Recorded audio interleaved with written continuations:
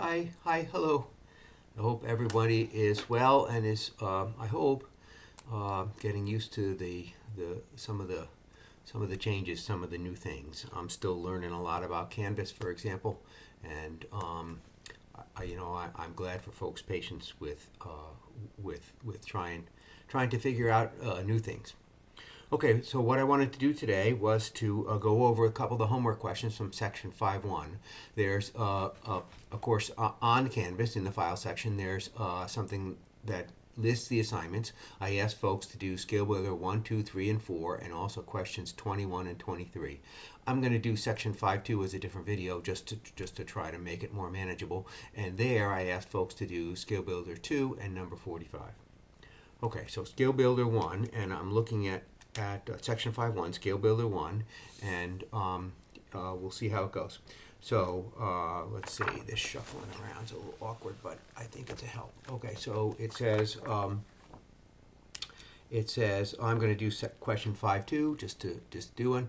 So it says exercise 1 to 5.6, find the given area in the standard normal distribution. So of course you see that I have brought stat key up. And question 5.2 says find the area in the right tail more extreme than z equals 0.80. The area in the right tail more extreme than z equals 0.80. So again, we're working with a normal curve because of the central limit theorem. The central limit theorem says when you take samples, you get a normal curve. So we're under certain circumstances that very often happen. So we're looking at a normal curve, and we're looking to find the area to the right of z equals 0.80. So of course I need to bring up the canvas. Let me see if I can find the darn thing here. There we go. What happened? Oh, I clicked off the wrong things. Oops. Nope, I definitely clicked the wrong thing there. Video capture device. There we go. Okay. I managed to mess up everything. There we go. Okay. Okay, so I'm working with the normal curve. So here I am. Here I am working with the normal curve. Okay, so I'm clicking on normal. I'm sorry, the colors are different on my screen than they are on the video. I can't explain that. It's one of these computer things. I don't know what to tell you. So the question asked me to find the area under the curve to the right of z equals 0.80. So to the right, and I've got to change that to 0.80. 0.80. 0.80. And you see, again, it comes up blue on these videos, and it comes up red on our screens. I can't explain that, but anyway, the sorry, excuse me, I seem to have entered the wrong thing. So 0.80, I must have hit something. 0.80, excuse me. There we go, that's better.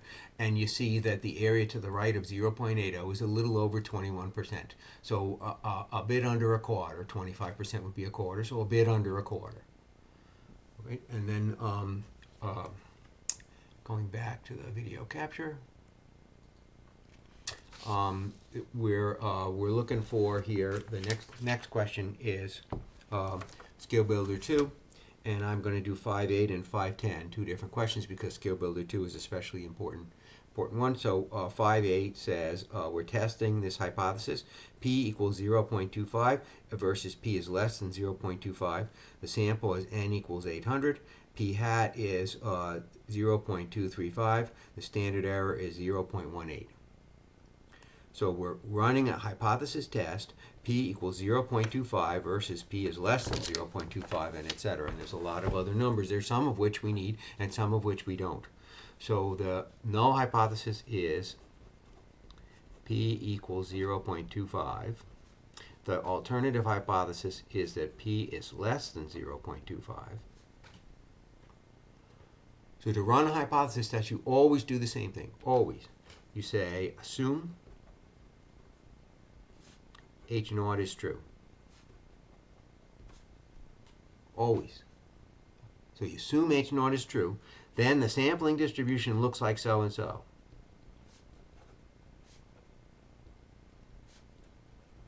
samples are distributed like this.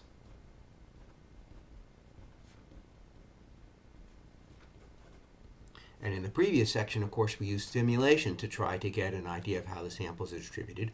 But in Chapter 5 and Chapter 6, we're going to use formulas, now that a person understands the idea of hypothesis test.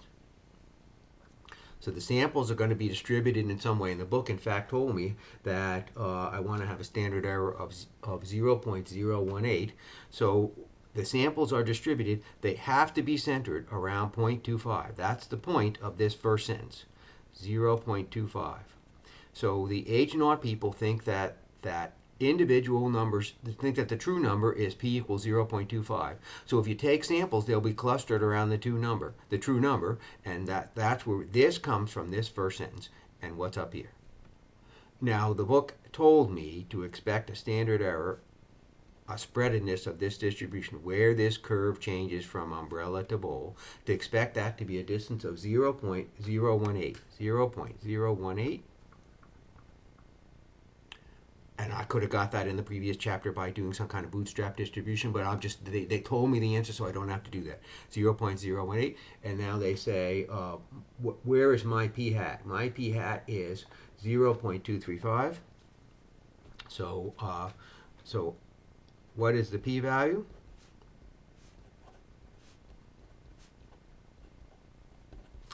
So asking what is the p-value is asking how far off. This is supposed to be the same picture. I'm sorry, I'm not a very good drawer. These two are supposed to be the same picture. 0.235. How far off is 0.235? 0.235.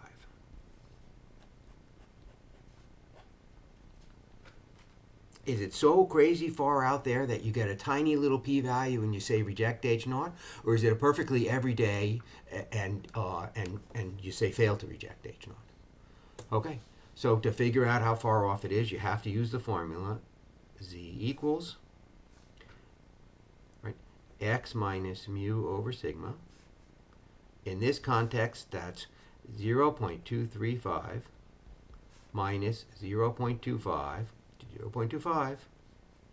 divided by 0.018. 0.018. And you know who the heck knows. So I'll take out my calculator and figure it out. So let's see, on 0.235, 0.235, take away 0.25, divide by 0.018. Turns out that that's less than 1 in the negative direction. So negative 0.83. I'm going to ask StatKey for a z-score of negative 0.83. What is the p-value? But we know from our experience, from our everyday work, that a z-score of 0.83 is nowhere near like 2 standard deviations away. It's even less than 1 standard deviation away. So this is going to be a perfectly everyday sample. This is a perfectly everyday observation. 0.235 is something that where the H0 people are going to say, well, that's you got a slightly low sample. That's nothing to get excited about. Okay, and I'll ask StatKey about 0.083 if I can figure out how to work this damn thing. Here we go. So I'm asking StatKey about negative, so this is going to be a left tail because I'm worried about less, and it's negative 0.83. Negative 0.83. All right, and what does it say?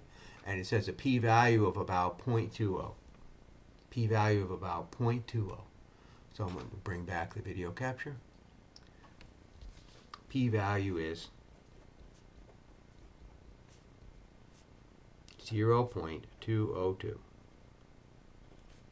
That's a 20% chance of happening. That is not less than 0.05. It's not. So you fail to reject.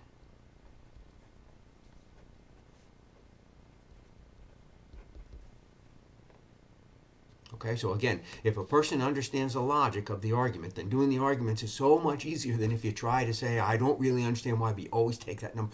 It's a lot. So we're having an argument. The H naught is for some reason picking the nominal value of 0.25. HA is asserting no P is actually less than 0.25.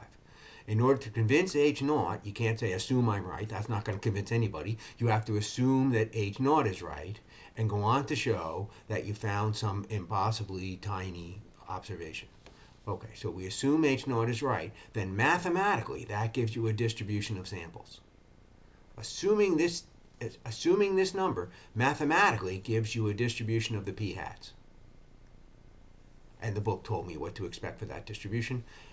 I calculated how far off it is an observation of p hat equals 0.235, and the answer is it wasn't far off at all. It was perfectly every day.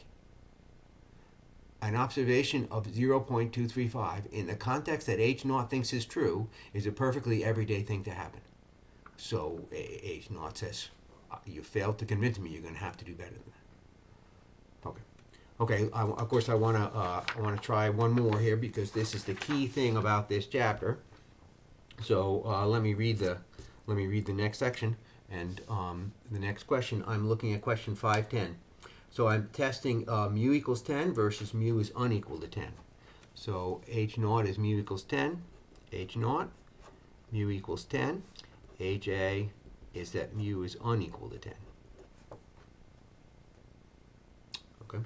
And then they said the sample has n equals 75, x bar is 11.3, s equals 0.85, and the standard error is 0.10. Some of those numbers I'm going to need. Some of those numbers I'm just simply not going to need in this question. They're there because they would be there in an ordinary course of business. And if you were doing a study, you would have generated some of those numbers, and the book wants you to know which numbers you need. Okay, but anyway, we're doing hypothesis tests. Hypothesis tests always go the same way. I hope that a person learned in chapter 4. I know a lot of water under the bridge, but I hope a person learned in chapter 4 and can now remember that it always goes the same way. You always say, assume H naught is true, because that's how you convince somebody. Then,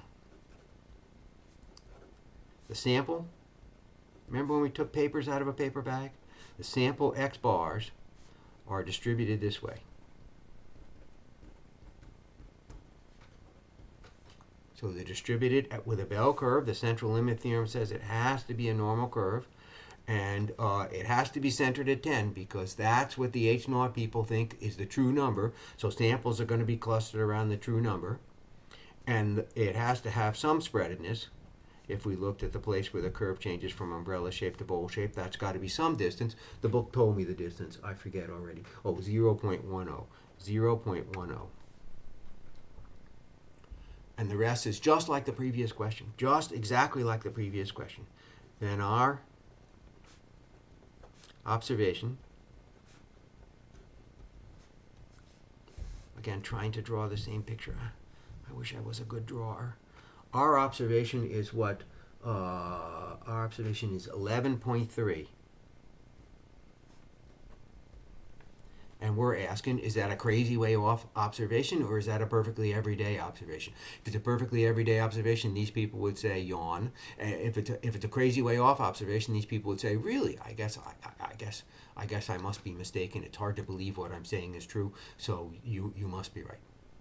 So I'm shading the area from 11.3 on out, but I picked this question because there's a point here, and the point is mu is unequal to 10. So I don't just take the section that is 1.3 higher and shade it, but I also take the section that is 1.3 lower and shade it. So 10 minus 1.3 is what? 8.7. 8.7 and lower and shaded. Okay? Lower and shaded. So I got to shade both, and I asked for the total. That will be the p-value. So when you say this, you're announcing I'm interested in lower as well as higher. That's exactly what unequal means. So you got to shade both. All right. Well, the rest then works the same way. So now you find the z-score. So I could use either the 8.7 or the 11.3, and I don't know, I'm going to use the 11.3 just to use something. 11.3, take away, on this curve it's 10 and 0.10. 10 over 0.10, and see what my calculator thinks of that. So let's see. Oh, it turned off. So 11.3, take away 10. I don't need a calculator for this. Why am I doing this? And divide it by 0.10, and I get 13. 13. Now, we know, because we're smart people, that 13 standard deviation units is way crazy far out. So we know that we are going to, that we, even when we double get both ends, we still know we're going to reject H naught. But just to have gone through it here, I'm going to ask stack key here. So the p-value, I'm going to ask stack key. I'll ask it for one of these two regions, and then I'll just double the total. It just seems like a perfectly reasonable thing to do. So video capture. Here I am on stack key, and I'm looking for. Going to look at the right tail, and I'm asking for. It's a crazy number, 13. It's going to tell me 0. Look at that. It's telling me 0. So the p-value is about 0, and when you double it, you get about 0. And so the answer is reject H naught. Okay, p-value is basically 0. Double to get 0.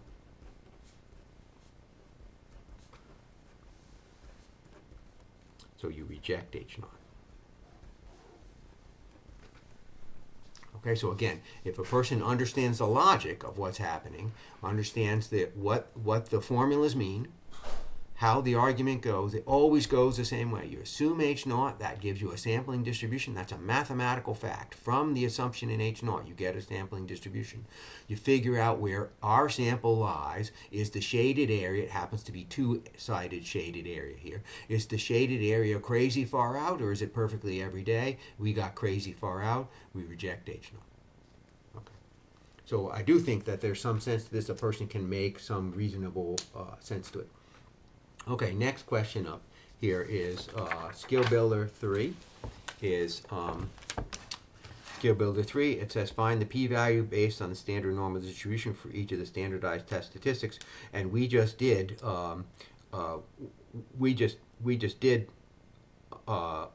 two of those, so I'm only going to do a 14a just to have done one. It says z equals minus 1.08, and it says something about a mean, but it doesn't matter whether it's a mean or a proportion. It just, all that matters is it's negative 0.18 for a left tail test. So I'll get rid of this picture of my desk, and I'm looking at here on stack key, I'm looking at a left tail test and negative 0.18. Negative 0.18. Wait a minute, that's not right, is it? Negative 1.08. I'm sorry, I misremembered. Negative 1.08. Sorry about that. And we get a p-value of 0.140. So it's just that straightforward. You say to yourself, here's the z-score, what's the associated p-value? So we just did a couple of those. So there was one more. And then next up, Skill Builder 4. I'm doing number 16, and it says find the specified area for a normal distribution. So I'm just going to do, I'm going to do number 16a, area to the right of 28. So this is 16a.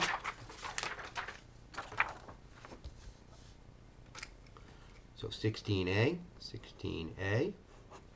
and it says we're looking at a normal curve, 15.5. Normal curve, mu equals 15, and standard deviation is 5, and we're asking what is the area associated to the right of 28.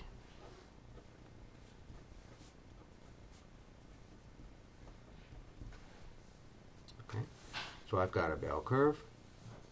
It's centered at 15. It's got a spreadiness of 5. Again, where the curve changes from umbrella to bowl, that distance is 5. And I'm asking for the area to the right of 28. All right. And again, we've just done a couple of those. So I calculate the z-score, 28 minus 15 over 5. So ask the calculator, 28 minus 15 equals, divided by 5 equals, I'm looking at 2.6. And just the question of figuring out how I get to stack key. There we go, stack key. And I got to reproduce the picture that I just had on my paper. So I'm looking at a z-score of 2.6. 2.6. And it says the area under the curve is pretty small because 2.6 is pretty far out past 2. So 0047 is the area under the curve. Okay, just a couple more now. Next question is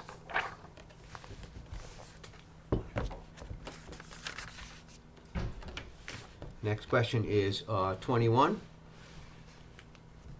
and 23. And I'm only going to do 21 just to have done one. It says effect of organic soybeans after 7 days. So we have here all the way at the top, there's at H naught is P naught is equal to PC, and HA is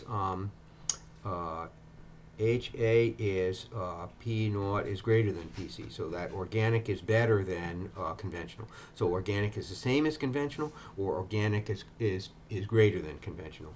So here we go for question 21. It says, after 8 days, the proportion of fruit flies eating organic soybeans still alive is 0.79, while the proportion still alive for conventional is 0.32, and the standard error is 0.031. Right, so let's see what we got here. Bring out the paper and see how we do. So this is number 21. So copy down the H naught and the HA so that a person can remember. It's the proportion organic equals the proportion conventional, and HA is that the proportion organic is greater than the proportion conventional.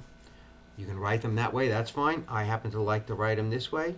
Minus proportion conventional equals 0, and proportion organic minus proportion conventional is greater than 0. I don't know, makes it look like the other problems. That's why I like it that way. So hypothesis test goes the same way every time. So assume H naught. Then the sampling distribution.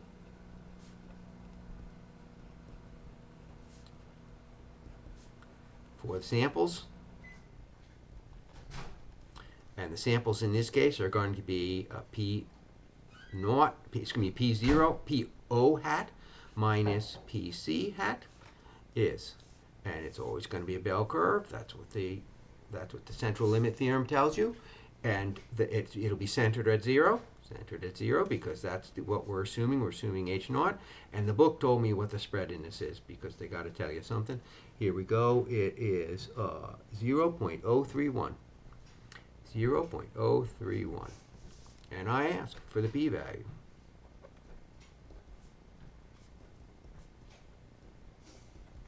So I'm asking, where is my sample? Supposed to be the same picture. I got a 0.79 minus 0.32. 0.79 minus 0.32. I got a 0.47.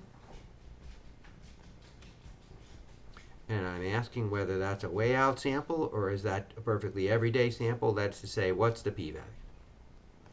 So you calculate, of course, the z-score by taking 0.47 minus 0 over 0.031. And I don't know what that is, of course, 0.47. There we go. Person can see what I'm doing. Take away 0. I won't want it to do that. Divided by 0.031. And my calculator says 15. 15 what? 15.16. 15.16. 15.16. I'm going to ask stack key, but come on. 15.16 is a crazy way off sample. We will reject H naught. So I'll ask stack key what the p-value is. Stack key will tell me 0, and then we'll say reject H naught. So here we go. So I'm asking stack key 15.16. 15.16. I know what the answer is going to be, but I'm asking anyway. Look at that, some crazy way off sample. Does not happen in reality. A p-value is basically 0. So here we go back. P-value is basically 0.